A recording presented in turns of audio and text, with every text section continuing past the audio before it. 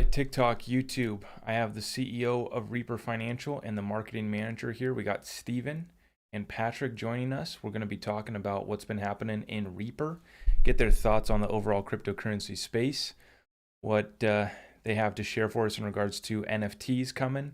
And we have another reaping that was set to occur tonight. I figured that I would wear the black shirt for the Reaper tonight. So anyways, let's get into it. Patrick, what's new? What's been happening? All right, so the newest thing and the biggest thing is our updated white paper. So it's only been about 45 days since we launched, but we released our new white paper version 2.0 on the 2nd of February.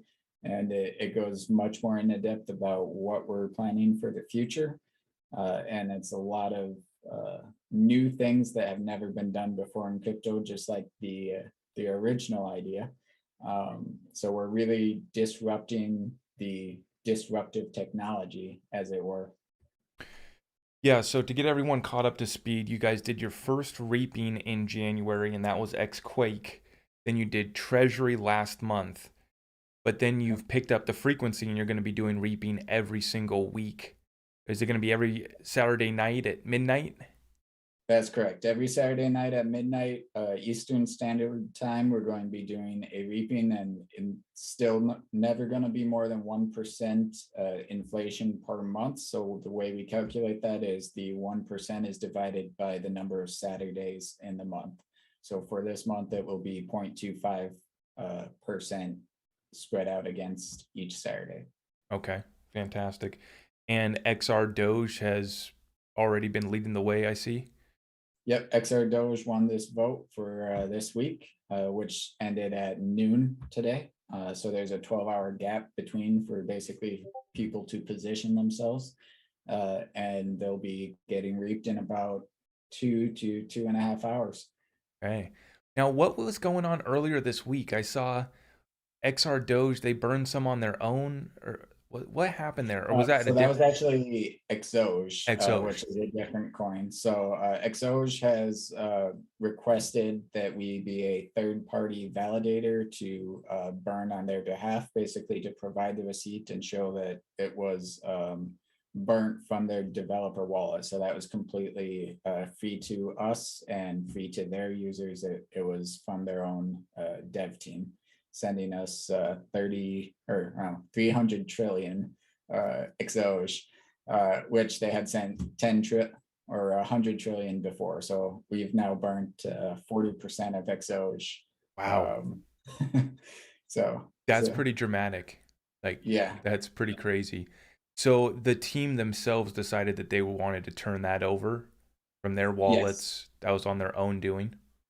yes, and they're actually the third team that approached us in that way. We also did the same for Zinfinite, and we did the same for XRPL Squid. So we've had a few approach us that either they were unaware of how to burn their own supply, or they just wanted a third party validation that it was done correctly. Right. Awesome. Okay. I saw that you guys have been making the rounds. I saw you guys didn't ask me anything or AMA with them like a week or so ago, so that's been good to see. Who else has been reaching out to you guys for that, for burning their tokens? So we've had a few others that were more questionable, and we didn't partake in. I'll let Steven take that because usually he kind of fields those up front. Okay. Yeah, so we've had a lot of people that want us to, go ahead and they're like, hey, we've had some, hey, we're releasing this coin next week. Can you burn 60% for us? And our reply is, well, why not just when you issue the token, just make it 60% less. So I think a lot of people are slowly gaining traction on the idea that there's a benefit behind it. But I think the people that are trying to pre-build that into tokens that they're putting out isn't something that we're really looking to service at this time. If it's someone like, Exoge, and they have a good community and they're good people and they're publicly doxed and they're like, hey, we want to get rid of some of the supply, we'll do it. But people who are intentionally doing it just to get a little notoriety for it is something that we're avoiding. I was gonna say, yeah, it sounds like they're maybe just using that as a marketing ploy to ride your guys' coattail in a sense to, get that respect in the space. So that's interesting. So what is XOJ doing? I haven't really looked into them too much. So Exosia is going to be doing staking, and they're projected to do 8% annual percentage yield, and they're also running nodes. So they're going to they're adding utility as they go. They started as a meme coin, and they're looking at different ways to add utility. But it is a solid team, and I'm a supporter. I Okay. think they have a, if I'm not mistaken, I think they have, I believe it's Zoj, has that device pending for like a carbon neutral offset for crypto mining, crypto transactions. They have a patent pending on some technology that they're building. Okay, nice. Now, what everyone wants to know is how has this affected price? So recap what happened with Treasury last week, and then what's happening with XDoge right now, this week leading up to this reaping. So with Treasury, we saw very much the same as we saw with Quake, which was about a 250 to 300% run up in price from the time that the voting started to the time that the reaping occurred. And then we saw a pretty substantial dump after. In the case of Quake, it was just one whale who dumped. In the case of Treasury, it seemed like it was multiple parties. And so the way that I'm kind of framing this now is that you have the speculation of the incoming large buy from Reaper, and then you have the people who are speculating that the price is unsustainable without that incoming buy, so it's going to sell off afterwards because they think eventually, essentially the news is done. Buy the rumor, sell the news. So that's what they do, and then that dip afterwards is really a tradable event. There was people that caught the bottom of that Treasury dip that made 70% within minutes. So not necessarily a bad thing. And then it comes up, and it in both cases stabilized about 50% up from where they were at the beginning of the vote. So I would call that the equilibrium, and it seems like the price finds a new balance in there. So it's like you're pushing out whales, you're pushing out people that don't really believe in the project to bring in new people that are going to buy that bottom that's set in after, is kind of what you're saying. Hopefully, I'm not going to sugarcoat it and say that only good things happen. There's people that are foolishly buying because they see it running up, not knowing why it's running up, and then they'll send me death threats and all that after the fact, like, Sure. how dare you, blah blah blah. Which is fine, because really all we did is we bought it and we burnt it. We didn't sell it back. It was other people doing that. And so essentially it's the same as if a big whale came along and made a very large purchase. What happens after that is still up to that community.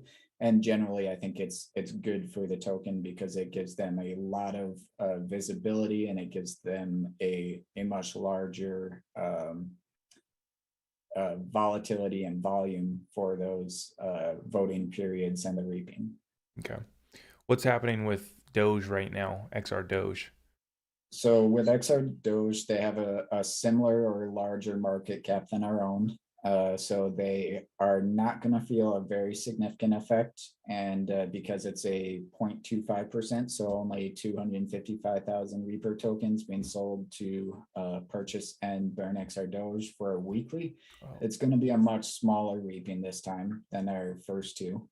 Our last one, for example, was about 94,000 XRP. So this one we expect to be around a quarter of that. So we haven't seen a significant run up in the price of XR Doge, which I think is kind of a good thing, because we'll get to see what happens without that run up and when we still burn that supply. Yeah. Okay, I do want to get into the second white paper and have you guys explain how that's going to work, what the plan is with that. Sure. So phase one is kind of what we've already been talking about, the reaping. Phase two is drips. So in traditional finance, that's a dividend reinvestment program. In our model, that's going to be a distributed Reaper interest payment. So basically what that is we'll be taking the amount of reaping and we'll be cutting it in half. So that once our price supports, so say we get $1 million or $2 million for the reaping sell-off per month. So we would be taking half of that and putting it into an interest-bearing account, which will be split between XRP, a US dollar stable coin, and Nexo for our initial returns. So that we estimate about a 14.16% annual percentage yield, and we will be paying out that interest amount only after each reap to reaper holders relative to their holdings, but we'll be paying it in XRP. So what that does is it hedges against whether XRP goes up or down, because if it goes up, then the value of the interest is higher. If it goes down, then the value of XRP purchased from the US dollar interest is higher. So you'd get more XRP dropped to you. And then it also means that if XRP is successful, then Reaper is paying out, that much more. So every single reaping we add to that account that is interest bearing, so it will continue a snowball. So every month or every week that you hold Reaper, it's going to be worth more in the future than it is today. That sounds like a much more legit mechanism for generating interest for holders than 90% of these DAOs that I'm hearing how they function and produce 80% returns. So I'm excited to hear that paid out in XRP, and you don't have to do anything other than hold Reaper and have that trust line open, right? Exactly. If you have a trust line with Reaper, we'll be dropping the XRP to that trust line. So this is adding rewards and utility not only for your guys' ecosystem, but for the XRP ecosystem. And you guys are just one project on XRP. And this is what's really getting me excited is the DeFi that's coming to the XRP ecosystem this year. It seems like things are finally picking up, and we got a lot of news in regards to NFTs now that are being developed on the XRP ledger. That's going to be massive. And then different types of staking platforms now for platforms like yourselves. That's amazing. So as an XRP holder, as a believer in the ecosystem, I'm loving to see this. And I like that this is from the ground up. You guys are relatively just regular guys building on this coin, right? And everyone is arguing that XRP is just some banker's coin. Like, look at this utility that's being built out, and it's helping Reaper, it's helping XRP, and I think that you are helping and bringing value to all these other coins as well. So that's why I've been pretty fascinated with what you guys are doing at Reaper. Now, Steven, you are going to have an update on the NFTs for us as far as the Reaper NFTs you guys are going to be making? Yeah, so we're still waiting on Sologenic. As of now, they had their, well, I guess technically it's still pending. They have their initial NFT marketplace release, but that was reserved for, I believe it was 150 creators that could provide at least 100 NFTs for the launch. So we have to wait until they go through that phase. We mint a 1-of-1 after every reap, so we're on our third tonight, so we'll have 3 NFTs. We might do a couple more, I don't want to use the word generic, but simpler NFTs if people really want them. Maybe like a 1 of 10 or something in between, just to kind of keep people satisfied. But until Solo goes live, we can't launch them anyways. So we're still waiting on they're on like a hybrid XLS 14D dash Solo. And we're still waiting on the XLS 20D to come out. So even to start, the NFT platform is going to be very basic, I guess, and it's going to be a little complicated for people to transfer NFTs back and forth. You have to set a trust line and then physically send them the NFT. It's not like OpenSea where you can just hit buy and purchase it. So there's probably a couple upgrades we'll wait for in the meantime as well. Yeah. So can you explain that for the viewers? That is the test net for XRP NFTs, right? The 21. Can you explain that for us, for the people listening? What part of it? The test net versus what's coming for the NFT development. Yeah, so right now, like I said, it's very basic where there's not a lot of functionality to it. And everything. I mean, there's no smart contracts. There's no automated uploads. There's no, if you want to upload, there's people I've seen in the group they have for all that 150 artists. I'm in there with our artists, and people are uploading 2,000 NFTs, and they have to do that all by hand right now. So you have to, if you want to make a 1 of 10, you have to upload 10 individual copies. So in the future, that's some of the stuff they'll get out is automated bulk uploads, automated bulk payments, instant transfers instead of setting trust lines and then manually sending it, along with a bunch of other stuff. Right. Okay. They need to, I'm not a particular fan of their exchange either, like the user interface and everything on their exchange. I think that it has some work to do there as well. But I try not to complain too much because I'm excited to see the development and anything happen in the XRP ecosystem. I'm used to being patient, being an XRP holder, right? So no, that's awesome. That's good to hear. Where are you guys at in regards to the overall crypto markets right now? As far as where's Bitcoin heading next? Where's the crypto? Are we going to catch an alt season? What's your take right now? Well, you've heard me say it before, and I'm still bullish. I still think we're in the bull cycle. We bounced off a 6.5-year trend line just yesterday, so I think there's a pretty solid chance we see a new all-time high within February. Well, I don't mind you, Patrick, because you're bullish on Bitcoin, but you're also bullish on XRP too. So that sounds good to me. Yeah. Any news as far as we've seen the states now? We got Congress people talking about regulations around the corner. They just passed that new law. I'm seeing some states, some representatives from the states saying that they want to make Michigan the capital of Bitcoin and Texas the Bitcoin mining utopia. So Yeah. then we see Wendy Rogers as well out in Arizona. So Yep. what's your guys' opinions on that? Yeah, so you did hear me. I think it was you. Sorry if it wasn't, because I've been interviewing with a few people, but I know I had mentioned some good things coming for the XRP community and crypto in general. So the bill out of Arizona from Wendy Rogers, and then also the congressional from Todd Emmer, Del Bean, and Soto was what I was referring to. I may have caught earshot of that. And in general, it's going to be good for all of us. So I don't know if you're tracking for that congressional bill, but essentially what it does is it makes it so all transactions under $200 are non-taxable. Right. Okay. Yeah, I was talking about that earlier today. I saw that. I'm just wondering why we're stopping at $200, right? They got to get, and I know why they want to get their cut, but it's like, why are we stopping at $200?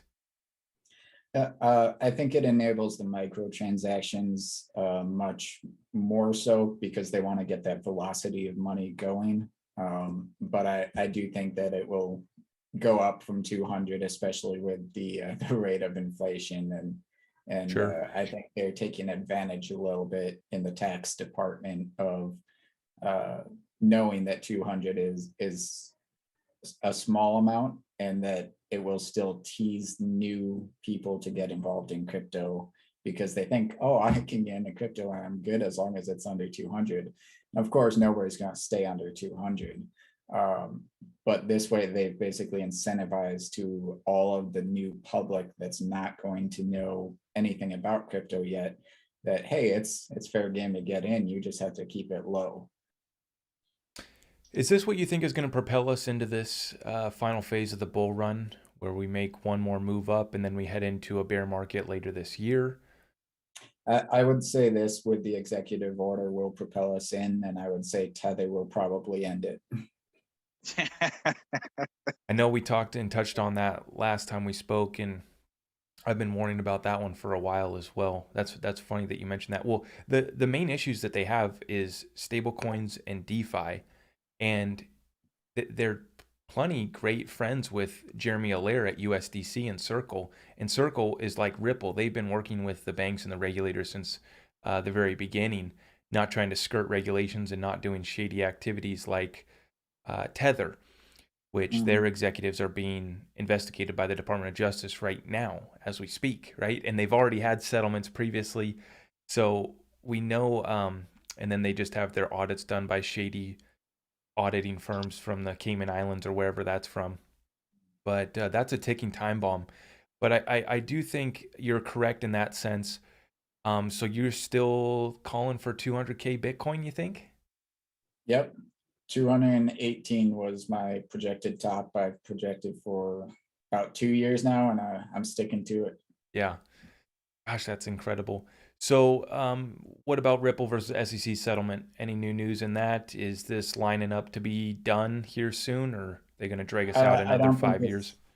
Yeah, I don't think it'll be done any sooner than April, probably somewhere between May to November. April would be my earliest expectation, which would be roughly when the bull market would be ending. If they did drag it out to November, that might get us past the dead cat bounce, which would be, beneficial as well. Someone dropped a super chat and they said, "Please reap gaming Shiba or baby Doge." We can look into them. Yeah. That's funny. Now it still stands. One Reaper token gives you one vote, right? Yep. Yep. Okay. So just to clarify on that too, any amount of Reaper will give you any correlated vote. So even if you only held half a Reaper, you would still get that half a vote as a percentage. Oh, okay.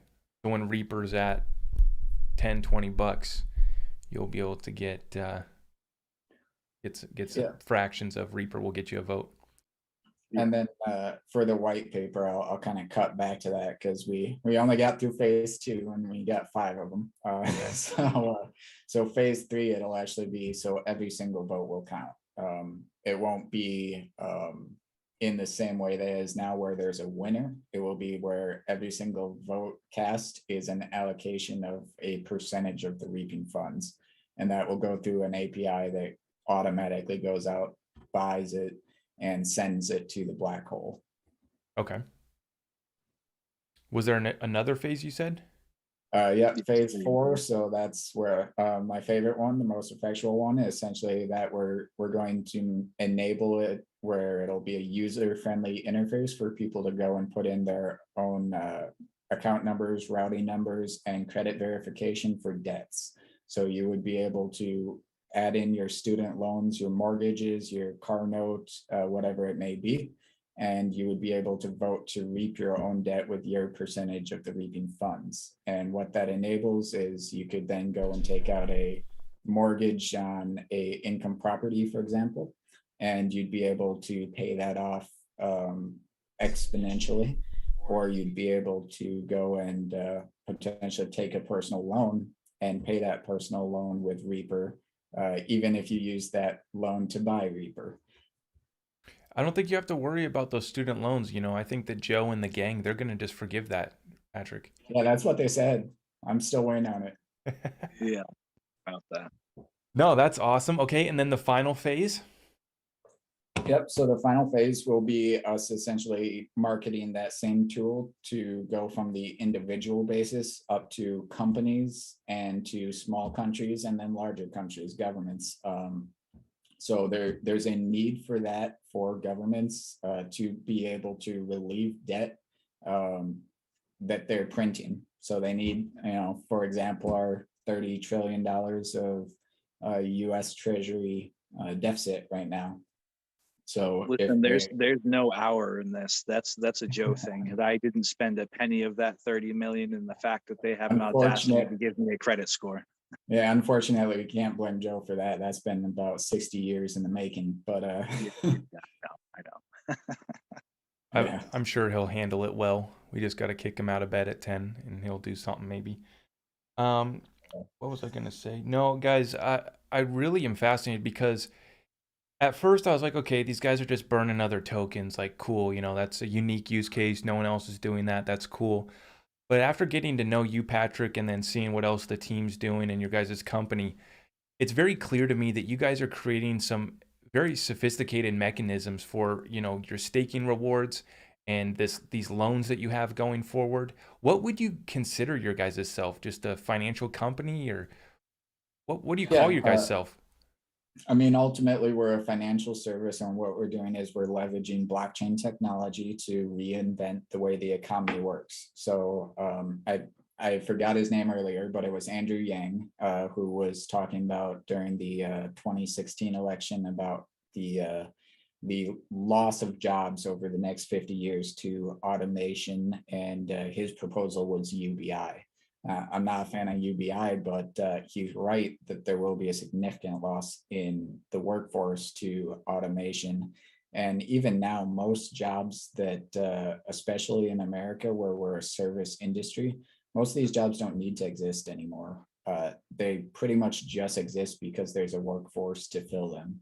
And so what we're enabling in the future is income without labor, because you would be able to possess Reaper, receive the drip, and also use the ownership of Reaper to pay debts. And it would be kind of like your backing of income to pay debts and to take loans. And when you take a loan from a bank, that's when money is actually created. It's not that the Federal Reserve prints it, it's that every time you go and apply for credit, your bank is creating that debt, and that debt is what creates new money in an economy. And that's our GDP increasing is as that debt is paid off. So essentially, by Reaper token being sold onto the market every month at whatever people are willing to pay for it, they are transferring their GDP, their labor, their work into that, which then becomes something that they can hold long term, and it becomes an income and an asset. You guys are basically the new version of a bank. I feel like this is the new type of bank that we're gonna have, is a financial company like yours that is doing activities like this, right? Yeah. I think you definitely picked the best token, the best coin to actually build your project on. So you do have that going for you. Now, real quick, back to regulations. I wanted to get your guys' thoughts. Um, what do you guys think they're going to do about Bitcoin mining in this country? Are they just going to heavily tax it? What's I think they'll continue to gripe and talk about it till we all get old and gray and die. But it's not going to be stopped, because it's valuable in that I think Bitcoin is here to stay. It is here to be the digital gold. However, it's not going to be a central currency, and it's not going to be a global reserve currency. yeah, yeah. So I'm kind of on the opposite end, I think, in my opinion, from where Patrick is. There was actually a case, I think it was maybe Louisiana, somewhere down south between Texas and Florida, the past 2 or 3 days, and someone sued the SEC, or it may have been the SEC, don't quote me 100% on that, claiming that cryptos gained through staking and interest were consumer generated assets, and they're lobbying that those crypto mining rewards and staking rewards shouldn't be taxable until they're sold. Right. So I think in the future, to your crypto mining, I think they'll allow it. I think it would be financial suicide to attempt to tax it to the heavens, so to speak.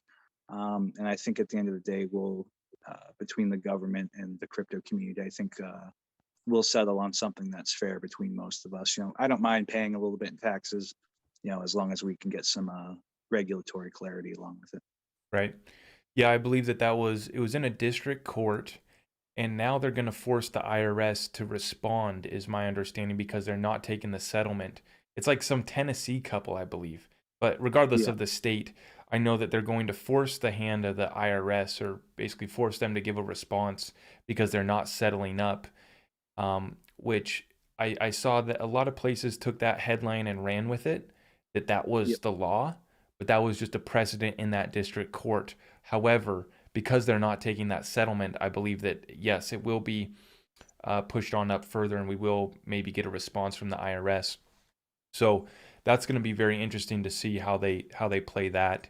But yeah, no, I agree with what you were saying, Patrick. Is they're all talk about the environment and really being concerned in that regard. And then in America specifically, they want to bring jobs back to their state. That's what these congressmen and these senators are all about, right? Is to bring jobs back to their state. So I think that you're going to have a fight for bringing that innovation to their particular states. So, yeah, that's going to be interesting to see. Now, I've been waiting for this, right? Because I feel like we have to get through to the other side of regulations. I do believe that we have other catalysts that will lead to this bear market that we're going into, as far as the Federal Reserve raising interest rates, ending tapering in March. At least that's what they're saying. But then we also have cryptocurrency regulations. So I say that those are the main three catalysts that are going to bring on a bear market. Not even getting into any black swan events. That conversation we could have as well. But just in what the Fed's telling us they're going to do and the regulations around the corner, I do believe that we will have a major correction. So where are you guys at with that as far as that timeline? It looks like the CBDCs are coming out this year in most major countries, this year and next year. How soon do you think that we are to kind of this bear market, this rough patch? How long do you think that bear market's going to last? And how soon are we to make it out on the other side? Well, with how protracted this bull market has been, how drawn out it has been, which was really more about the mining blocks than it was about the pattern. So if you're looking at the current pattern mirroring 2017, 2013, it's mostly rhyming. It's just that it's rhyming based off of the blocks completed in mining more than it's rhyming off the time. So this one has been much longer. And with that, I think we're going to have a much shorter bear market as we go into halving again in only about 2 years now. Yeah. Yeah, so I've been making the case that China banning Bitcoin was good for the Bitcoin network because it got those four large mining pools in China that were running over 60% of the network got sent and dispersed throughout the world. Do you think that was good for the Bitcoin network? I'm old enough to remember when China banned Bitcoin the first 150 times. So honestly, to me, it was all noise. I don't think China having the majority of mining power is a good thing for sure. But that's kind of Bitcoin's biggest downfall, and why I said it will never be a global reserve currency, is you can't have something that could be taken over by the advent of just adding mining power. So it wouldn't matter if it was belonging to China or Russia or the US, none of them would take it, because an enemy could just build up a bunch of mining power, turn it on one day, and suddenly your entire economy is done. So that's just, the reality of Bitcoin, is that it's only useful so long as nobody is willing to take those steps to destroy it. Okay. Steven, what do you think? I'm not much in a different boat. I don't think it would be advantageous for China or Russia or the US or Israel or Pakistan or really anyone to be able to flip that switch one day and say, hey, we've now bought up the world's supply of miners and we're now taking over, 70% of mining. I think I'm in the same boat as Patrick with that. Yeah. Okay. Yeah. Now, before we continue down this conversation about the rest of the crypto space, and I got a couple other questions for you guys as well. Is there anything else that we need to cover on your guys' project? I want to make sure that we cover everything about Reaper that's been happening. We covered our white paper, we covered Treasury and XR Doge and the reapings. We did release another board member. I know I had talked to you about that before. So that's Fadi Fadil, and we still have one on the back burner, and hopefully she's able to come out in the light soon. Yeah. You guys are so secretive. You guys are working in the shadows with unknown entities. Well, they're in higher up positions that are of delicate nature, and they need to make sure they go through the appropriate legal recourse for conflict of interest and stuff like that, just to clear it ahead of time. So it does take a little bit of time. For sure. But you should give a shout out to the three that have doxed. Patrick, maybe a quick background. Yeah, so we have Sean Riley, who's my oldest brother. He's the chief technology or chief information officer of North Dakota. We have Dorman Bazell, who is Capgemini digital strategist principal for North America. And we have Fadi Fadil, who is a chief technology officer for Palo Alto Networks, largest cybersecurity firm in the world. Wow. First one, your brother, you said he's at Bank of North Dakota? No, he's the chief information officer for the state of North For the Dakota. state, okay. Yeah, I was researching that Bank in North Dakota after you mentioned that to me, and I was seeing that they have that law on the table and they have that working group and they have to give answers by August of 2022. And I haven't done a deep dive YouTube video on it yet, but I do want to thank you for showing me that and tell me about that. I never had heard about that Bank of North Dakota being pretty much independent from the Federal Reserve and being the only state-ran bank in our country. So yeah. that was thank you for sharing that. But that sounds like some pretty respectable team members that you guys have brought on. That's very good. But other than that, we've covered everything in regards to Reaper. Yeah, I think for now everything that comes to mind. But yeah, I'll let you take it away with the questions. Okay, so you guys can drop your comments down below. Right away, I just want to bring it back up, which I know some people don't like to talk about it because it's crazy talk and we shouldn't talk about this. But the proposal terms have been released. What do you have to say about those proposal terms? I know you already had a sense of what they were, but now that everyone's gotten to see them and what they are, I was reading through them and I was like halfway through my initial putting together a video on it. So I'll be dropping one of those probably in the next day or so on my thoughts. But what do you think about the proposal and all the terms that were in that? Which proposal specifically are we talking about? Because there's a few. The buyback, the Federal Reserve buyback. So I think the terms are premature at this point and they're going to be adjusted. So it's essentially it's a first offer and there's always a counter offer. So I'm not even taking them seriously at this point until I see what the counter offer is. Yeah, until we even know if the Federal Reserve or if Janet Yellen has even seen it come across her desk, right? Yeah. Right. You know, and that's where I've been at is I'm just like, hey guys, I'm just talking about this. I'm not saying it's going to happen.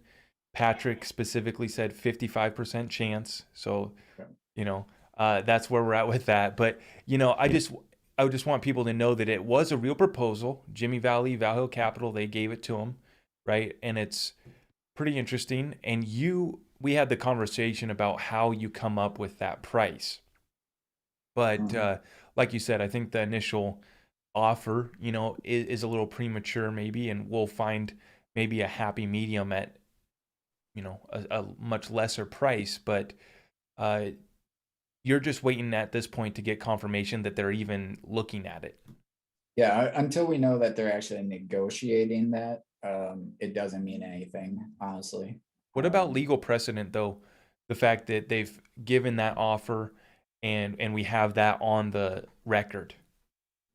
Well, so who's the authority behind the offer? Because Valhill Capital doesn't own XRP, right? As a entity, they are not the owners of all of XRP to offer to sell it, right? And the Federal Reserve is in a position to buy, but they would not be buying from Valhill Capital. So from a business aspect, it can't be a contract because the contract has to involve all entities. So I can only give it so much weight until we see that the Federal Reserve is actually answering it. For sure. Okay, I'm going to take some of your guys' questions. Someone said Reaper coin needs to vanquish about 16,000 coins on the market. You're not wrong. I do agree. I do agree. Someone asked if you can reap Ethereum. Yes, Oh, you yeah. can reap Ethereum. So Ethereum has a Genesis block, which is basically all zeros, and you can send Ethereum to that Genesis block, and that is effectively the same as sending it to the Origin wallet for any XRPL token. Yeah. So someone says when the market cap of Reaper is high enough, they can reap anything, but right now it wouldn't have a large enough effect, so it's pointless. Your response? So it wouldn't have a very large effect. I wouldn't say pointless. So because it has a permanent effect, anything that we reap will be permanently reaped, and that may generate press, that may generate interest, and that may in itself have value. So we are looking. It's a very high chance that we add Shiba Inu on this next reaping as a voting option. And Shiba Inu has a massive community that is very big on burns, and they advertise every single little burn of 100,000 Shiba Inu, which is like, I don't know, $10 or something. So we'll be more than happy to answer their call if they are very desperate to kill some Shiba Inu. So, Right. you know, it'll have a good effect if it's wanted. Well, and I think it should be worth noting that what your first reaping was only worth 30 or 40,000 XRP, and you said the second one was at 90, so it's already doubled in 1 month. Yes. Yeah. Right. Yeah. And now you're kind of diversifying the killing by doing 4 reapings per month, but it's still going to be growing at this point. And when you're going after other XRP ledger tokens too, those are relatively small market caps as well. So that Yeah. definitely can play effect. I mean, if you're going after Ethereum, that might not do as much, but most definitely, I mean, like you said, it is permanent. And Exactly. some of these smaller coins definitely can, I mean, you definitely are moving them in anticipation of the reaping, and then after, you're in a sense kind of cleansing the holders of these coins, right? Yeah, I mean, if somebody wanted to get out of that token, then I'm giving them that opportunity to do so. And you know, it really comes down to if they're greedy or not, is whether or not they get out at a good price, or they watch it fall after the reaping. So realistically, it's still totally on the individual to make that trade, but we're giving an avenue. Of course, someone has to ask, what's Reaper by the end of the year? It's still gonna be Reaper. Yeah, yeah. And I want to say, when I made my joke earlier about Reaper being 10 or 20 bucks, that's not financial advice. That's not a price prediction. It was a joke. But yeah, I'm excited to see where you guys go this year. I think it's going to be interesting. You know, earlier watching you guys were pumping while the rest of the market was dumping last month, Yeah. right? So They ran up a small 20,000% in 3 weeks. Yeah, well, I think it was 10,000% at our max, but yeah, we were significantly up. Now we're still up about 3,000% off the bottom, so we retraced considerably.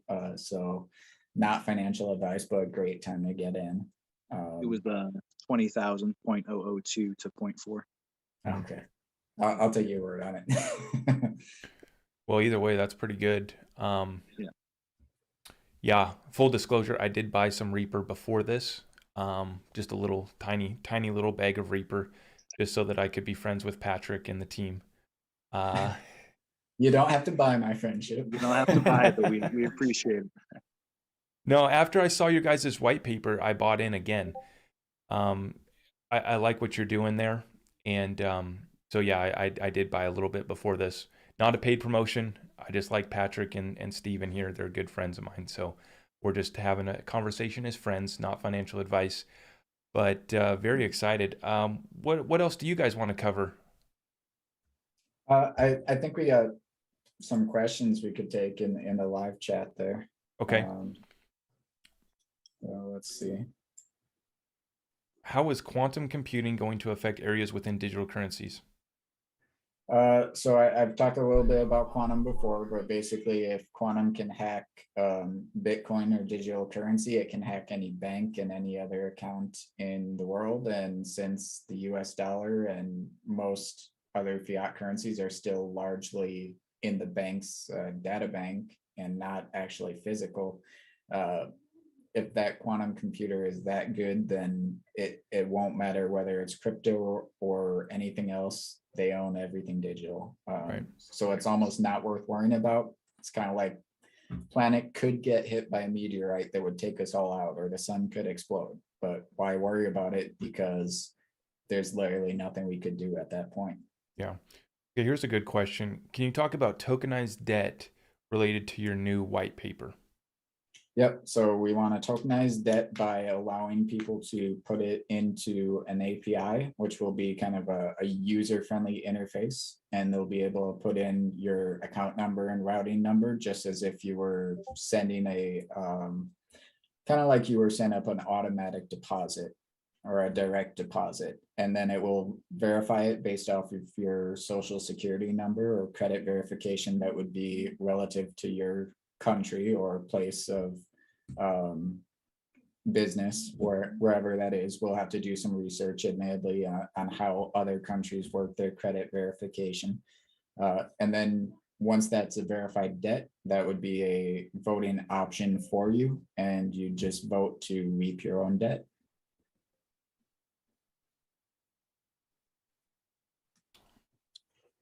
So someone asked, what should I do with my XRP? I've been holding for 2 years, been holding, sell, wait. Well, we're not here to give you guys financial advice, but just to summarize your guys' take on Ripple and XRP, I want to get you guys' both your personal opinion on Ripple and XRP. I'll let Steven go first. I've got a fat bag of XRP, and I'm going to continue to hold it. I see the silver lining. I don't think they would have made such a big fuss about Ripple Labs and XRP if it wasn't destined for great things, and I do believe it is. I'd like to see, Patrick may differ with me on this opinion, but I'd like to see a settlement this month by force of either an executive order from Joe Biden or intervention from Congress, as they've already shown interest in that avenue as well.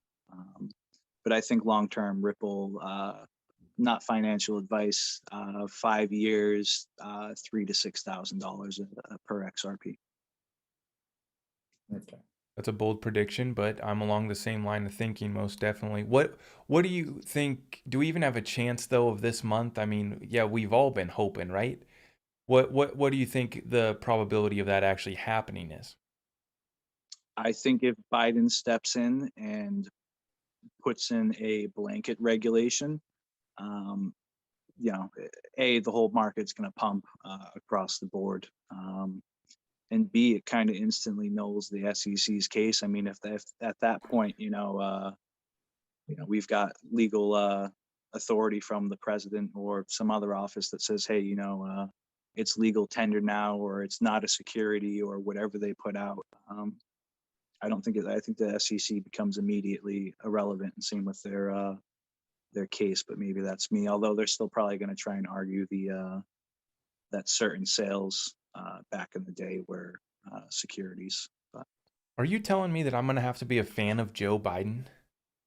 yeah, listen, if Biden's got the opportunity to play the right card right here, and if he doesn't, he goes, he either does it right, or Democrats don't take office again for another 20 years, and his approval rating is already well, we already know what his approval rating is. We'll leave it at that. But Right. I think it would be financial and political suicide for both the Democratic Party and the U.S. not to move forward with this. Right. Yeah, and I think that Gary, it's interesting to see Gary kind of maneuver, and he's trying to come in. I call him good guy Gary because he always tells us that he's looking out for investors, and he pretends that he's this great guy that's just looking out for the American investor. But yeah, it's interesting to see the political forces kind of line up and what all's at stake. And it's more than just crypto, right? But yeah, what do you have to say, Patrick? So I talked a little bit about this with Nickel Markets earlier today, but I look at it as XRP is the primary competitor as a global reserve currency. And I think that's what the case was about largely, because if you think about it being a utility, money is a utility. You don't necessarily need 5 different water companies running plumbing to your one house, right? So in that sense, the Chinese yen or yuan and the Russian ruble and these other things, those are not the main competitor to replace the dollar.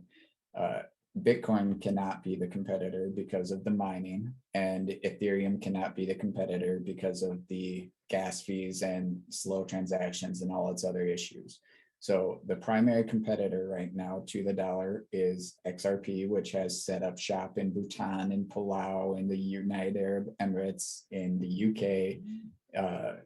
It's already embedded in multiple other countries.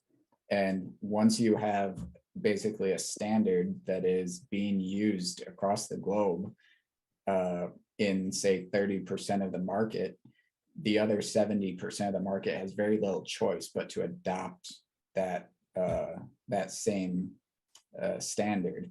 So I see XRP right now with Rosie Rios opening those doors, and I don't think that the US dollar can stop it. So I think the case is largely about getting in the middle of it to try to maintain control as XRP takes over.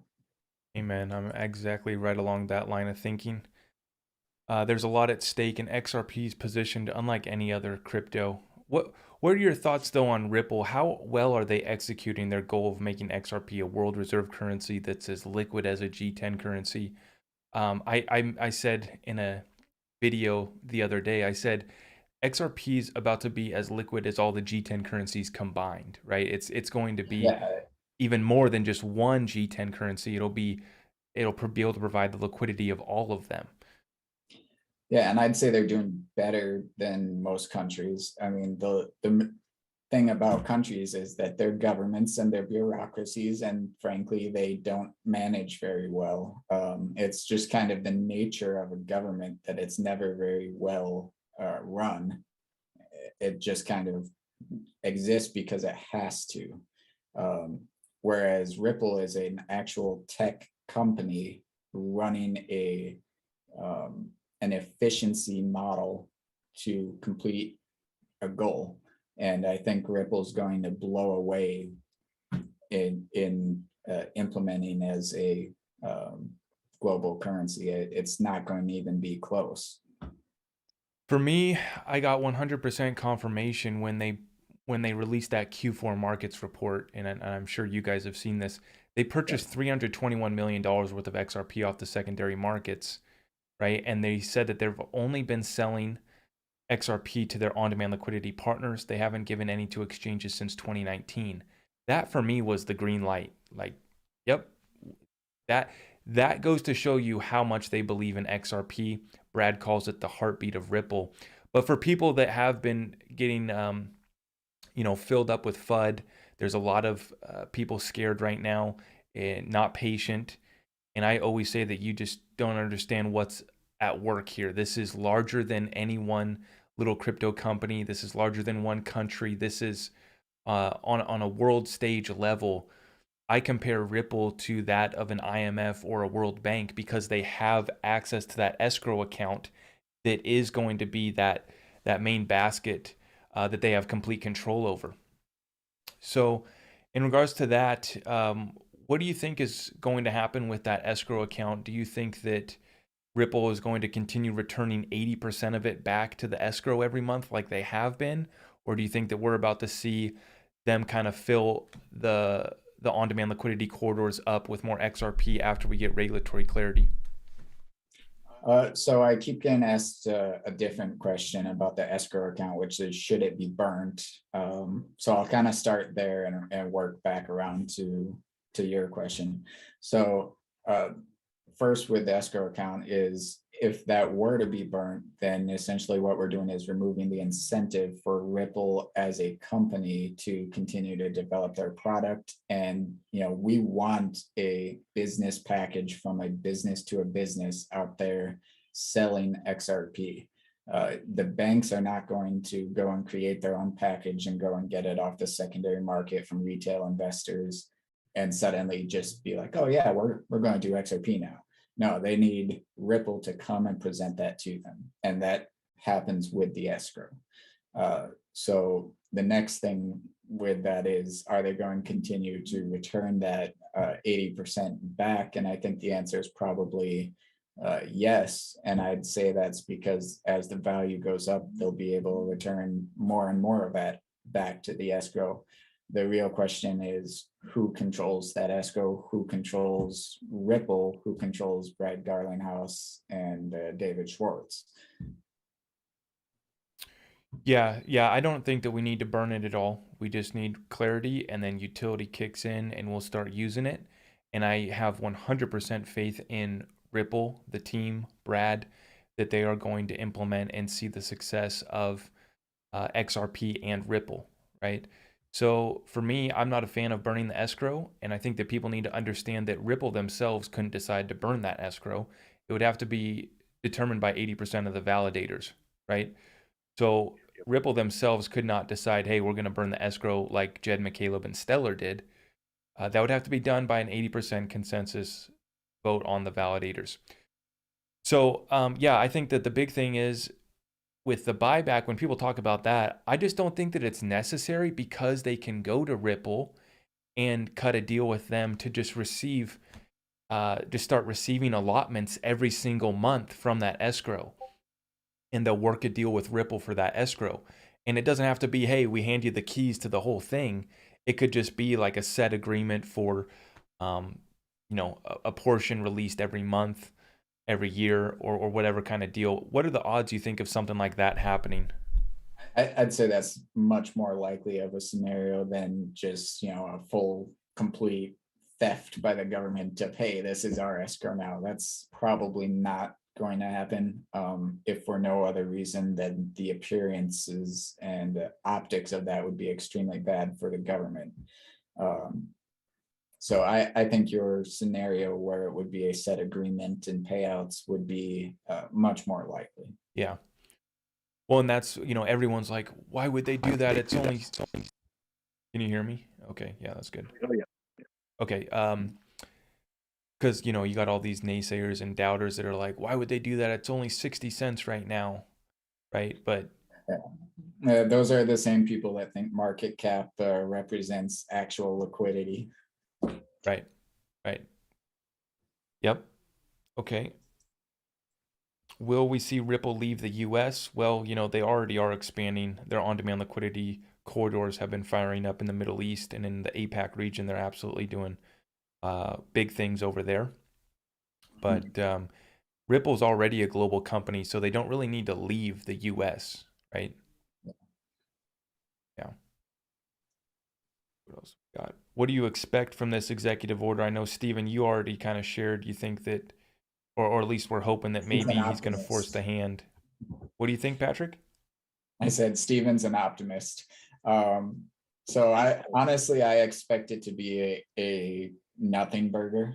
I expect it to be kicking the can down the road of, like, this is our executive order saying we will take action down the road, and this will be studied for the next 2 years or something of that nature. I don't expect it to have any solid substance to it. This is a good question. What does Reaper think they still need to improve on, and what are they focusing on moving forward? So that's actually Steven's department. So we have bought in we bought in some developers. So we've got a small team of 4 or 5 developers on board right now, and we're working at the executive level, and our board of advisors is great. They're helping to develop all of the founders. Our next target really is in the marketing sector, and Steven is on top of that, but we are trying to expand his team, and I'll let Steven take that question.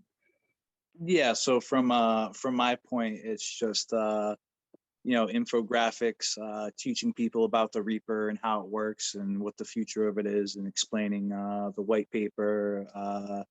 We need better SEO. There's a whole host of things that we could improve for marketing. At this point, I'm just one guy, so having other people to kind of help with stuff, help with video design would be useful for me.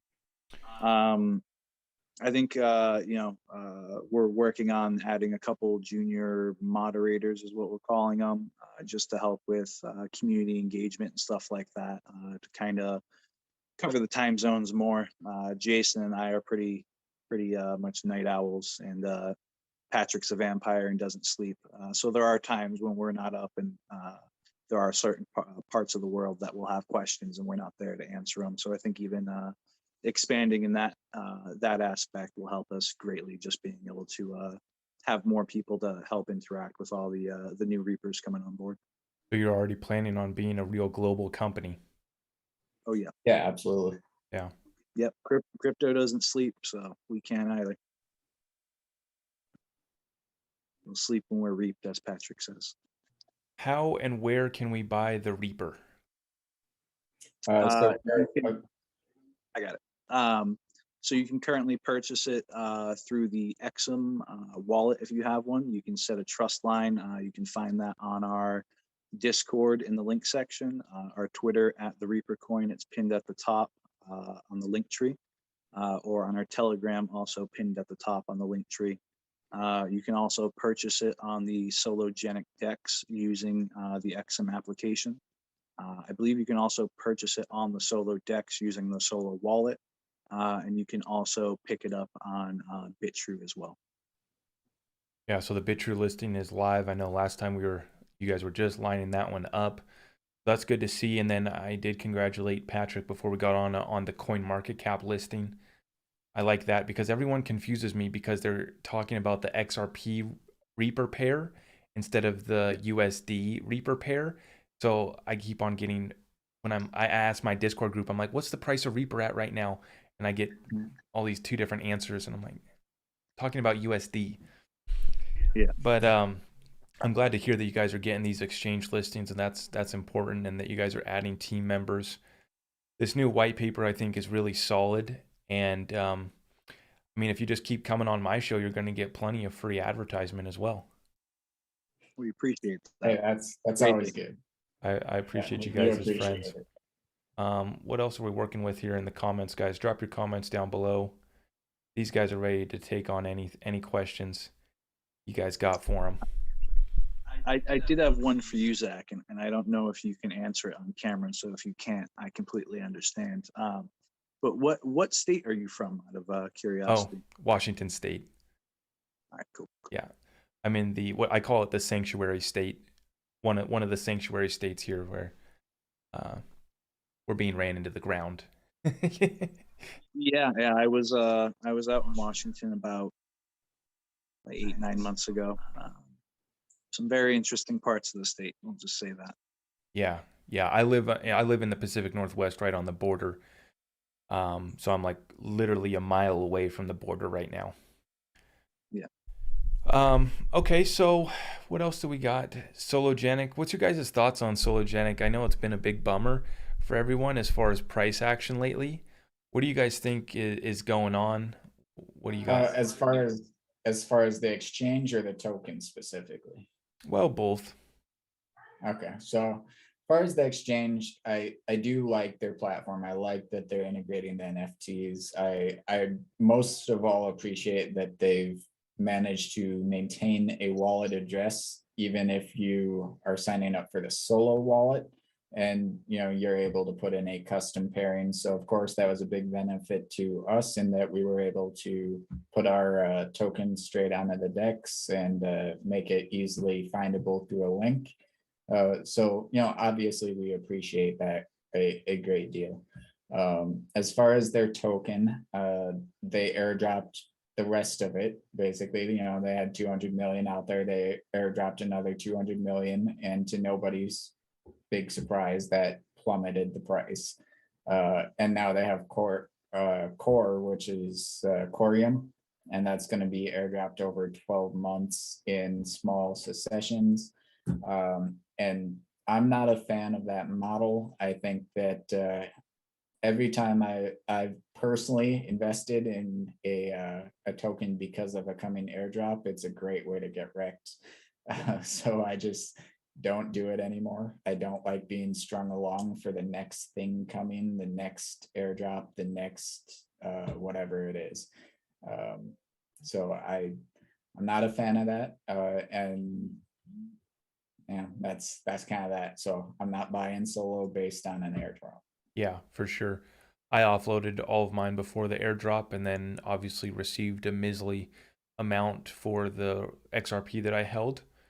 So that was, yeah, kind of disappointing, but I do like what they're doing with the NFT marketplace. I like the DEX. I like the development in the XRP ecosystem, but yeah, I'm not holding that bag.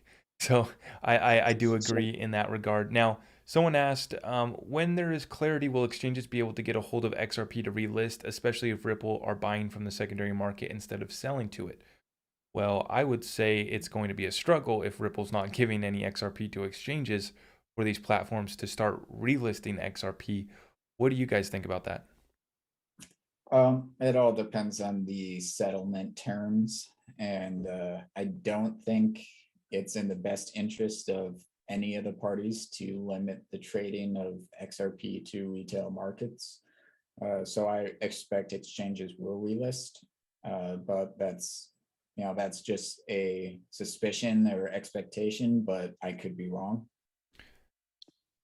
What do you think, Steven? I'm not gonna lie, I'm watching my cat and completely forgot the question. That's all right. We're talking about if these exchanges aren't getting any more XRP from Ripple. They told us that they haven't given any XRP to exchanges since 2019. So the question was, are these exchanges going to be able to relist XRP down the road? Yeah, I think so. I mean, I don't see why they wouldn't. I'm sure there's plenty of them waiting to flip the switch, kind of like all those people that have their XRP loaded up on Coinbase that they haven't been doing anything with for years.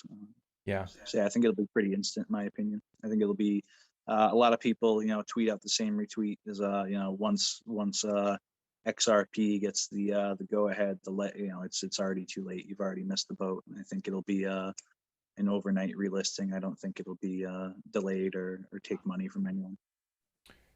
Yeah, I see something similar happening because Coinbase needs to get a cut of that. Coinbase wants to make all that money that's going to come from that. So I do think that they will be trying to. What about this scenario though? I mean, what if Ripple? I've been running this by people ever since we got the Q4 market report. If Ripple is just not giving it to exchanges, what's going to happen? I mean, then we're all going to be fighting over the 30 billion XRP that's in the circulation of us regular folks and already on the exchanges, and Ripple's only going to be giving XRP to their on-demand liquidity partners. Is that a possibility, or are they incentivized to give us a little bit? Well, so that's smaller demand or smaller supply, higher demand, right? So it's good for us if they don't continue to send it out into the ecosystem. But at the same time, all their partners that they are giving it to, they want to sell it somewhere as well. So it's going to leak out from those partners either way. Unless there was some sort of law or regulation passed that deemed XRP only to accredited investors or banks and financial institutions. Yeah, and if they do that, really, they're just limiting the value of XRP. So I don't think they would want to do that. Yeah.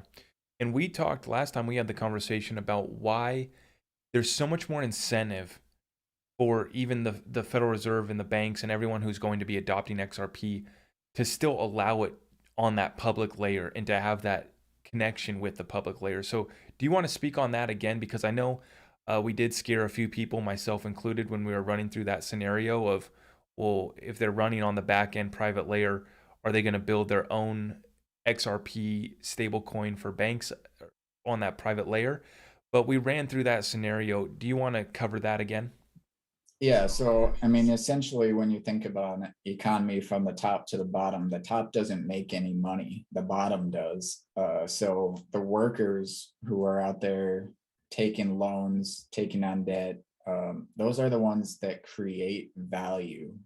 They create products, right? They sell something at the market, they grow some food, whatever it may be. And that money to give value to the XRP that the banker cartel or whoever it is holding, there has to be a bridge between those. So it doesn't make any sense for a bank to really have a private chain between other banks because they can't increase the value of that chain without us. So they need all of the economy to be involved to push them up. And that's the way that every economy in human history has worked, is that you have that 99% and the 1%, but they can't be the 1% without the 99% to raise them up. Yeah. Yeah. Why is Bitrue listing all of these XRP ledger coins? Are they just easy to work with? Why did you guys pick Bitrue, and why do they have so many other XRP ledger coins? So I think mostly it's just because the CEO of Bitrue is an XRP fan. Okay. Yeah. Yeah. Does Reaper see their coin getting kicked off the XRP ledger if banks truly adopt it globally for security reasons? They can't kick anything off the ledger because that's not how it works. We're decentralized in that sense, and we couldn't freeze tokens. We've given up that right. So there's nothing they could do about it. And going back to your staking rewards, is that the proper term? Should I be calling it staking? Not necessarily, because they don't have to stake it. So essentially, just by having a trust line, whatever their balance of Reaper is, they will get that percentage of the total Reaper. That drip is what you call it. Yeah. Right. So if XRP fails, if it dies, if it goes to zero, like the Bitcoin maxis wish it will, which we know is next to zero it's chance. Not worth talking about, but sure. Yeah, right. It's a waste of time to even talk about it. But you guys did put in the white paper, if something, God forbid, happened to XRP, you guys would be paying out that dividend in another coin. So yes. So basically, whatever our base trading pair is at that point, that is what we would pay the drip in. Right. Yeah, the chances of that are about zero, but you did cover yourselves in that. Are we I'd also... Sorry, someone asked, are we the World Economic Forum coin, or are we the Hope? So I can't quite answer. We're definitely not the World Economic Forum. We are not here to make it so you own nothing and be happy. That's not an acceptable answer. So I'll go a little bit off script here. So to me, that's a threat, and a violent one that needs to be answered. So I am very virulently opposed to the World Economic Forum, or that one world government, new world order nonsense. And yeah, that's not what we're about here. Since we went there, where are we at in that battle? Well, since we went there, it's an ongoing battle, and I wouldn't say we're winning, but there's also a lot of people waking up, and I think we're getting closer every day to being at least on par. Why do you think that Ripple went to these institutions like the World Economic Forum and sat on their boards for, developing cryptocurrencies and blockchain technology and all that? Why do you think that they went to the table? Why do you think they went and sat on stage with the chief legal officer of the IMF, and Brad's just been shaking hands, meeting with Christine Lagarde, the BIS, IMF, World Bank, the whole groups there. Why do you think that they have been doing that? So I'm going to answer that with something a little bit indirect. So if you think that you might lose in a fight, and let's say that fight involves finance, the only way to guarantee a win is to invest in your enemy. I remember you answering that, right? If you said it, what'd you say? You said if you invest, I forget how you put it. If you bet on your enemy, you can never lose. That's right. Yeah. Yeah, and I'm along the same lines of thinking, is that they went to those tables, those meetings, and they sat down and they presented their offer.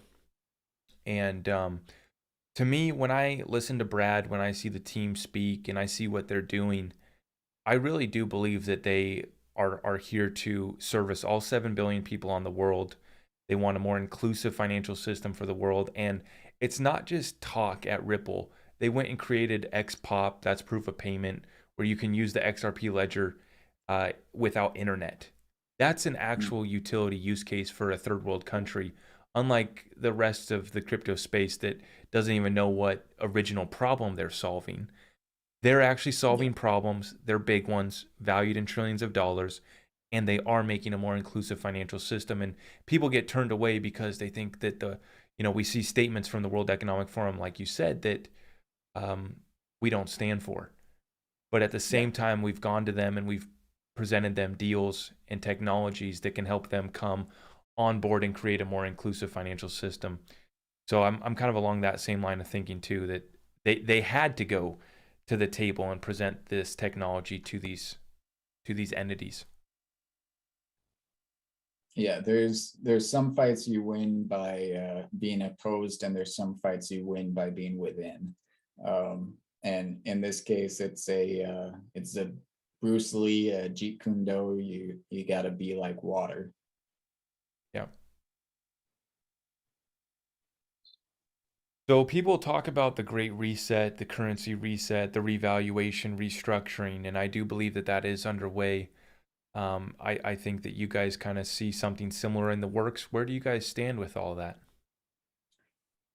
Yeah, so let's put it this way, regardless of what we call it or who's behind it or who is planning for what in the future, it's going to happen, right? So the US dollar in our status of debt is well overprinted, and it's done nothing but lose value since 1913. And historically speaking, fiat has only failed, or it hasn't failed yet. And we're in that near failure point. So are we moving towards a great reset on a new world economy? Yes, absolutely, regardless of anything that's going to happen. So the question is, how do we shape that ourselves instead of worrying about dark forces planning in basements somewhere? We can either speculate on crazy theories, or we can look at what can we actually do, and that's what we're doing as Reaper Financial. Is we're providing a framework in which we see a new global economy. Yeah, amen. That's really where I'm at too, is we can talk about these theories all day long till the sun comes up tomorrow, but at the end of the day, we have to take action in our everyday lives. And you guys are a real company doing real things over there, and I encourage my viewers and my group to be taking action every single day, whether you're just working your job or you're building your business, your investment portfolio that goes further than just your cryptos. Um, so I'm along the same lines too. I love talking about the theories and we can do that, but at a certain point, you have to actually start taking action and figure out what you can do and get in the fight, right? Because at a certain level, when you are faced with challenges, when you are put to the test in your own life situations, you have a choice whether to stand up or sit down and give up, and roll over and own nothing and be happy like they want, right? Or you can press on and put up a fight and do something about it. So I'm along that same line of thinking as well. And that's a little bit where the true philosophy behind the Reaper comes in. Is it's not just about cryptocurrency. It's really a mindset and a philosophy of, you're going to die. That's the memento mori. And it's really a pointless thing to fight death. It's a pointless thing to avoid it your whole life, because it's the only thing that's guaranteed in life is your death. And so those people that are afraid of taking action, afraid of trying, afraid of speaking their mind, um, are for what? And it's kind of a philosophy of my own life, is that I'm not afraid of dying because I know I'm going to die, and that's fine. So Mickle Markets is in the chat and he says, "Can I reap Gary Gensler's bank account?" Uh, how's your programming there? Well, I like to say, Gary, he's just a good guy looking out for us. Sure he is. I believe it's littlesister.org. You can go and look up all the political contributions that any public servant has made. Just throwing that out there. Showing them where to look. Yeah, good point. So someone says the market, stocks, etc. have been tumbling, slight bounce later, but will it be crushed further?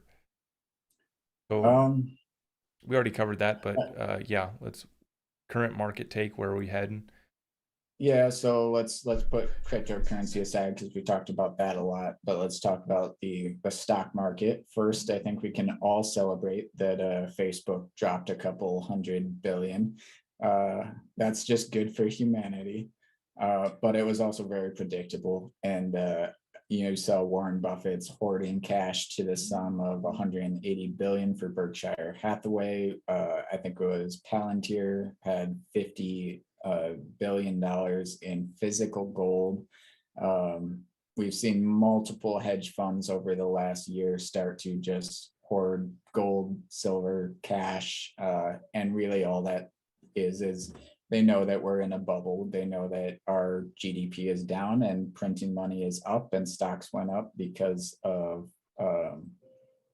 the Fed buying and Treasury buying, and they're going to be tapering that, and it's going to come down. So the stock market at large, it's going to crash, and the interest rates are supposed to be raised 3 times over the next year, and that's going to crash the housing market, as it were.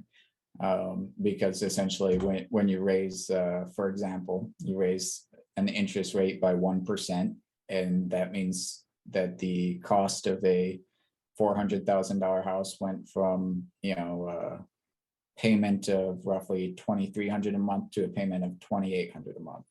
So now a person can afford less house, and to sell that house, they've got to drop the price from 400,000 to 350,000. So that's why we're going to see that same crash, even though the house cost is going to be roughly the same. You're just going to be paying higher interest on a lower priced house than lower interest on a higher priced house. So a lot of it's just a numbers game. Personally, I am praying for that because I'm trying to become a first-time home buyer. So I have been waiting and praying for this moment. Yeah, no, I think that's exactly what I've been saying too. So other than that, how would you guys recommend? What are you guys doing personally to prepare yourself for, inflation? They tell us it's at 7%, but we know it's probably double that. If you look at the real data, if you look at specific commodities, lumber's up 76% year over year. So they tell us 7%, that's an absolute lie. But what are you guys doing to hedge yourselves against inflation to prepare for this reset, restructuring of the US dollar? We know what you guys are doing at Reaper, but other than that, as much as you guys are comfortably disclosing, what are you guys doing to hedge yourselves? So obviously I own some XRP, I own Reaper. I do have some real property, and I actually just closed on a new house about a month, 2 months ago.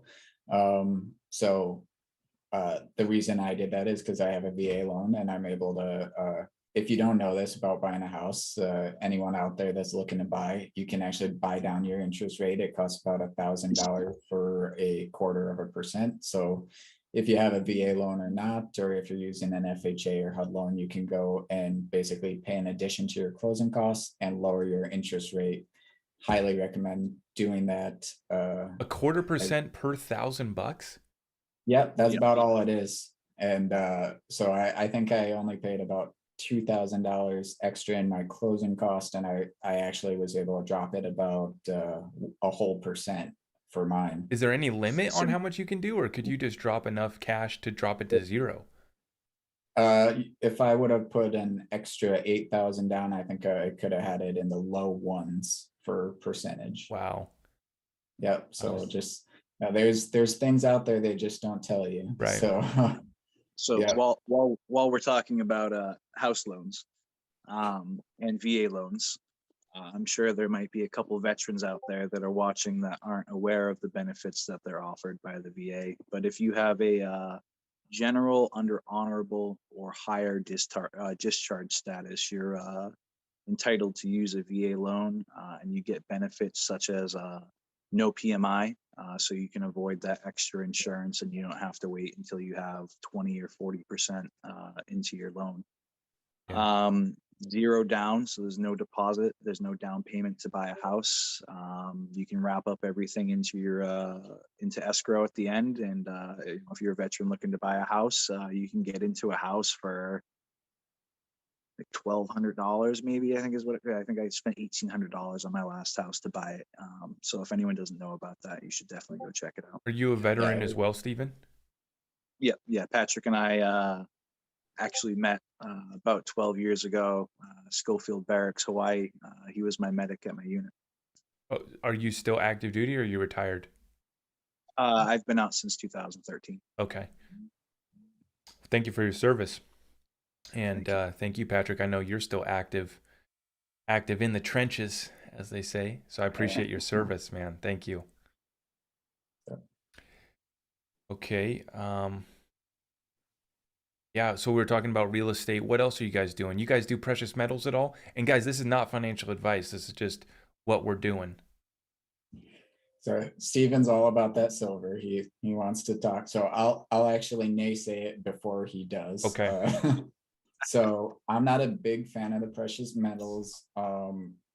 If in the shit hits the fan scenario, you can only carry so much in your backpack. If you were to bug out, that sort of thing, trying to sell it or find someone to buy it or find someone to accept it, it's going to be high risk under that scenario. Obviously, I'm military, so I've been in those third world countries. I've been in those isolated situations. Never did I feel like a bar of gold was something I wanted to be carrying on me. And the other problem with it really is that, as you know, silver and gold are both manipulated in the market, and there's all those ETFs of silver and gold.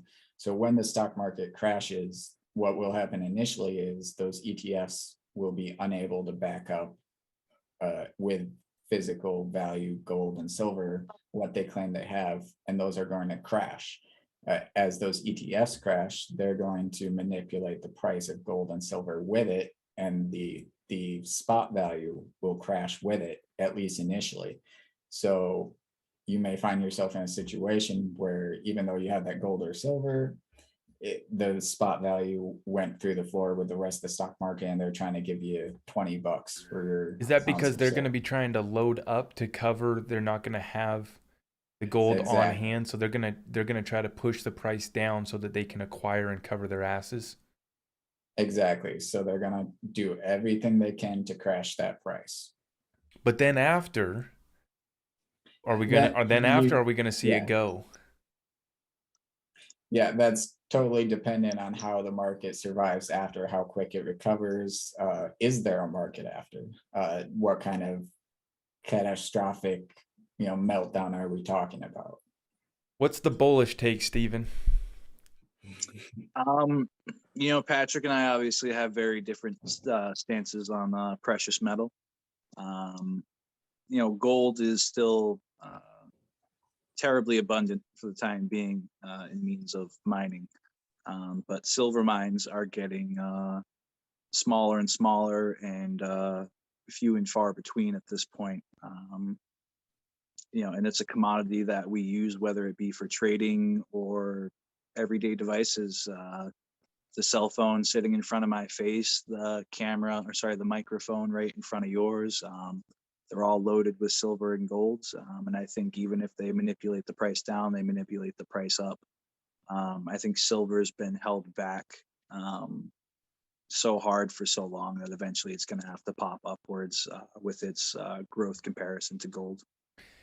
Yeah, and I think for sure they're definitely manipulating with the ETFs right now, but that's kind of the opportunity, right? If they ever do get caught in this. Now, while we're on this conversation of things being suppressed and these kind of short squeezes, what do you guys think about the AMC situation? the GameStop situation. People ask me, I don't do stocks, but what do you guys think about that situation? Uh, I I was loved it. amused by it. Yeah. I think most people were. So essentially, I didn't partake in any of the AMC or GameStop Wall Street bets thing. My understanding of it is that essentially they were shorting it past the number of stocks actually in circulation. And then, a group on Reddit, Wall Street Bets, caught wind of that and squeezed those shorts, and a whole bunch of hedge funds cried and whined and got chapped. So I don't foresee the SEC or government really cracking down on that. Probably from their mindset, it's probably not worth their time because they think it's a fad and they don't expect Wall Street Bets to continue to do that successfully. But all I can really say is I was amused by it. Yeah, same. Okay, so going back to gold, why do you think that they are the central banks and we're seeing governments across the world loading up on record amounts of gold right now? They expect the dollar to crash. Okay. Yeah, when the financial system crashes, this goes back to my views on gold. Patrick might not like it because yes, it is bulky to carry around, but that piece of that piece of paper that you have in your pocket, at one point it was backed by gold, and I mean now it's backed by nothing. And I'd be more inclined to take gold over a crashed dollar, and I think they're just kind of, they're loading up the boat and getting ready for the storm. So I would back up though and say there's one thing more valuable than crypto, gold, or silver in that situation, and that's going to be, well, there's two things, and that's going to be first skills, and second lead. Yeah. That's the only precious metal that I got at this time. I don't own any silver or gold, but I do have some precious metals in that sense. I call them freedom seeds. And my return on investment on those has been pretty well so far as well, since we've seen the prices on those double, triple over the past couple years.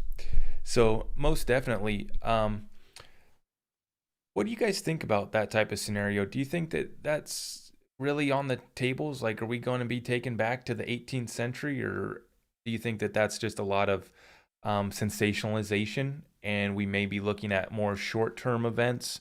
Because that's kind of what I look at, is more short-term events that are very realistic, and we're already seeing cyber attacks and other just natural events. Hurricanes come through and wipe out people. They're without power for 2 weeks.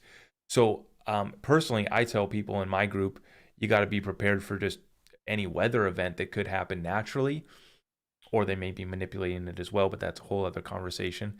But what do you guys think? I mean, are we going to be sent back to the old ages here, or is that just sensationalization? I would say in the last 2 years, we've already seen society set back to the 1930s. And I think within the next 2 years, we may see it set back to 1920s. So I somehow think it's not that unlikely that we see a new 1945. Yeah, unfortunately. How likely do you think the next world war is? I'd say likely. we're already in it, but that's a conversation that's maybe for another time. But I think we're in it right now. It's just not a shooting war yet. Yeah, for sure. And I know, once again, I do appreciate your service, and I know that you are active duty. So yeah, I mean, we're watching some events unfold for sure, and you're already seeing the deals being done. I wanted to ask you guys, so we did see that Japan Mitsui, I think, was the company that released a gold-backed stablecoin, or they're working on developing one. And then we just saw another major deal that was done in regards to the gas and from Russia and China as well. Now, we're starting to see all these deals done. So I would say, and I think you're kind of along this line too, we're seeing the financial world, that's where the battle's taking place right now. So are you guys along that same line? I would say when the trade war started, that was probably the beginning of World War III. And historically speaking, trade wars are where world wars have always started, or any great war for that matter, generally starts in trade and escalates from that point. So, my one of my favorite people to watch is Dan Pena, and he calls this the greatest transfer of wealth since World War II.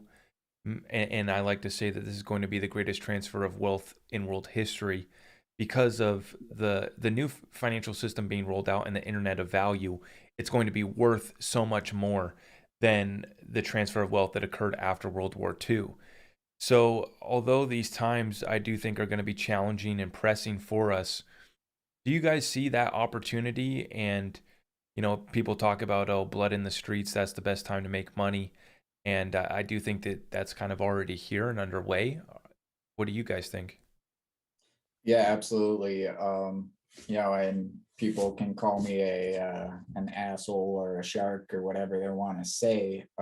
But the reality is this is the time to make money. There is blood in the streets right now. And if we have that collapse that's coming, that's going to be the best opportunity of your life. You won't enjoy it, but it'll be the best opportunity of your life. Yeah. Yeah. What do you think, Stephen? Yeah, I'd agree with that. Or even if the dollar does collapse, and because realistically, I mean, it already has self-imploded. We're just waiting for a public announcement. It doesn't actually hold any value. There'll either be a lot of blood in the streets, or I'm more of a once the dollar fails, hopefully there's a swift crypto blockchain adoption, and in terms of transfer of wealth, the people that didn't own Bitcoin or didn't own Ethereum or some form of crypto will be incredibly poor because their piece of paper with Benjamin Franklin's face on it won't be worth anything. And I think people that have already positioned themselves in crypto will become the new 1% overnight. Yeah, and I would say that although the times will be interesting, this is what we want to happen because we're talking about the corruption that exists and persists throughout the world, and our country is terrible as well as far as our government. So this is what we want, and although it will challenge us and there will be blood in the streets, not only can we take advantage of it personally, as far as looking to acquire assets that are going to come out better on the other side, but this is allowing us to take down the old financial system, take down the old paradigm, and kind of build this anew. So I think that there is a light at the end of the tunnel, and that I am optimistic about the future for sure. But in that sense, I do say, I don't think that it's going to be rainbows, sunshine, and we just sip Mai Tais on the beach over the next few years. I think that we have to be serious about what the world faces, what our country faces, and we have to be serious about executing the strategies to create, build, and preserve our wealth to make it through to the other side. So, yeah, I'm along the same lines. I think that there's a great opportunity to be had. You guys are doing good things in the crypto space, and there's many other companies as well that are doing good things. And for people that are listening to us, I do think that we need to remind ourselves that we've just gotten started. $3 trillion into the crypto market as a whole, that's just getting started. We're going to be settling that daily on single blockchains, in my opinion, as we tokenize the stock market, as we tokenize derivatives, as we tokenize the whole world and the internet of value, the internet of things. There's a lot of money to still come into this space. So if you're listening to us right now, you are early. Yeah, for sure. And despite all our doomsaying and all of that, I would just say that hard times come and go, but humanity has a history of failing up for the most part. So we will probably see some very difficult times, and we'll probably come out better on the other end.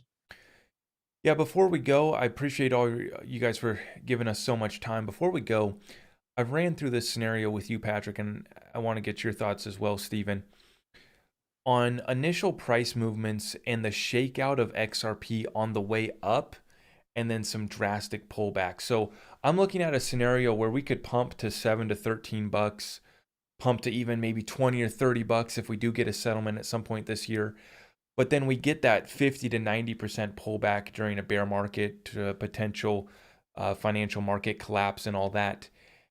And so when people ask, you know, are they going to let us get rich? I say no, because you're going to capitulate and sell when we pump to $5 and $10. You guys are going to start offloading your bags at those prices. And then if we get a pump and then we get a 90% drop, you guys are going to get shaken out. So what do you think? I know that you guys, Stephen, you said 4 digits is your potential target over the next 5 to 10 years. Patrick, we've talked about 4 and 5 digits as well. How bumpy of a ride is it going to be on the way up? I mean, I think the initial, hey, Ripple Labs is cleared, everything's good to go, we're all honky dory again. 30-second, maybe a minute, $15 XRP, the instant FOMO. And then you've got, all these US based companies that are like, hey, we can finally dip our toe in. We don't have to worry about, whether we're going to lose our pants on this because it might be a security, it might not. We might be able to keep it. We might get sued for it. I think it'll be instant, probably at least $15. Maybe over a week we run up to 100, maybe $200, and then there'll probably be some big retracement. And then I think the rest of it's kind of up to Ripple itself.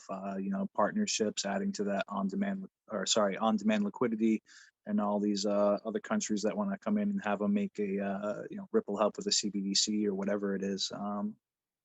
And then we go back to maybe, like I said, a 4 or 5 year period to reach $5,000. But it depends. Do the exchanges have to buy up XRP to start selling it again? Does Coinbase have a bag set aside already? Or are they going to pick up another 200 million XRP? I think things could go anywhere, but I expect at least an instant, probably $10-15 XRP within minutes.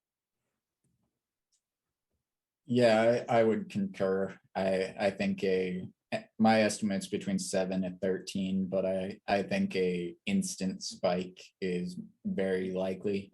I think that's followed by a retrace of 50% at least. And then after that, I wouldn't be surprised to see a rally to 130. Yeah.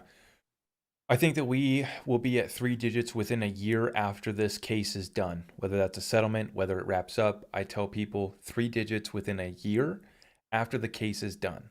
I don't know when the case is going to wrap up. Could be this month, could be another year. But I do think that once we have clarity, we'll be well on the way there to 3 digits. And I do think that 3 digits is where we have to be to even really get started providing liquidity for these major networks. We have little on-demand liquidity corridors, which is exciting to see in the Middle East and the Asia Pacific region. That's great to see, but we're waiting for big. And I like to share with people right now. RippleNet, only 25% of clients on RippleNet are using on-demand liquidity settling with XRP. 75% of the RippleNet clients are not, and those are some of the biggest and best partnerships that Ripple has. So we're waiting for the big corridors to get turned on. We're waiting for the big partnerships to be announced. So I think I'm along the same lines as you guys. So we have $100 basically within a year after this case is over, and you guys are even alluding to it could even happen sooner. Is that what I'm hearing? Yeah. I mean, you got to keep in mind too, XRP hasn't really added a lot of features, and I suspect part of that was due to the comment that the SEC made, where they said the price is greatly affected by when Ripple puts out updates and announcements and stuff like that, which is why I think they've kind of hindered that a bit. But imagine we get clarity when whatever form that comes, and Ripple gets the AOK. And then the next day they put out smart contracts. What happens to all that money from Ethereum? So, I mean, the price could go absolutely parabolic overnight, or it could be a slow trickle up. I think smart contracts will drag in an absolutely astronomical amount of money, because I think people are done with these long wait times on transaction and $800 gas fees. Yeah. Yeah. I agree. I agree. And if you look at the top 20 cryptos, most of them are Ethereum competitors. Yeah. You know, Cardano, Solana, Polkadot, Matic, all of them. So Avalanche. Yep. Yep. Well, guys, hey, it's been a pleasure. We've been on here for almost 2 hours now, so I appreciate the session with you guys as always. Stephen, it was nice to meet you this round. I want to give you Thanks. guys a chance to say a final word to our viewers. So let me just do one thing right quick. All right, so I just completed the sale of the 0.25% of RPR just now. So Doge, XR Doge, you got coming in, what is it, about 50 minutes, give or take. We'll be burning some good old little XR Doge, give it a little bit of snip. We'll get you a cone, so don't worry about it. The reaping Did you, is coming. You heard it here first, guys. He's coming we for have you. a do we have an XRP total on that? I got 15, hold on. So we got 15,337 XRP on Sologenic, and on BitTrue, we got $9,897. So we're going to be using the US dollar Doge pairing on BitTrue and the XRP pairing on Sologenic. Awesome. Awesome. Thanks for letting us witness that live. History in the making. It's always fun. Awesome. That's awesome. Well, thank you guys. Thank you to all our viewers. Make sure you guys hit the thumbs up on the way out. Make sure you share this message far and wide. Great conversation. And a lot of people still, need to understand what Reaper's exactly doing. You guys have just been hitting the ground running over the past couple months. And we've been excited in my community. We're going to continue to watch your guys' success. And I just appreciate you guys for coming on, giving your thoughts on the rest of the crypto market as well. Everything else that we discussed was very fascinating. So thank you for your guys' time. Thank you for tuning in tonight, everyone. And we will see you guys in the next one. Take care. All right. Thanks, Zach.